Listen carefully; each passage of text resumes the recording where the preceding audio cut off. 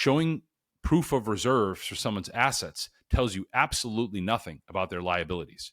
Well, yes, let's just talk about this for a second because there's a discussion that's sort of related with the proof of reserves. Okay. If I tell you I have X amount of Bitcoin, I have 1,000 Bitcoin, you may say, oh, your balance sheet's good. Why would you ever say that? Because basic accounting shows you have your assets and your liabilities. Showing proof of reserves for someone's assets tells you absolutely nothing about their liabilities. And Michael Saylor said this recently. I think he was speaking at the Bitcoin conference or somewhere near that.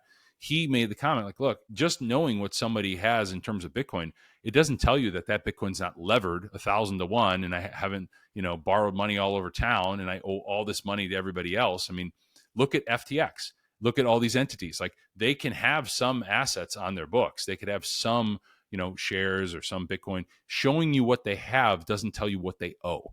And to really get an accurate portrait of something is you have to know both sides of the equation. You have to know what basically their Bitcoin to liability ratio is. That's why it's always a ratio. Just like GDP, I can't stand the people that just show the debt chart that goes up and to the right. Well, what about the productive capacity? What about the income generation of the United States? You have to show a ratio. You have to say debt to GDP. You can't just show the debt. That's meaningless. Who cares what the debt is? If Argentina had the U.S. debt, they'd be in a way worse position than the United States because the United States has a massively bigger economy. You have to show both sides of the equation.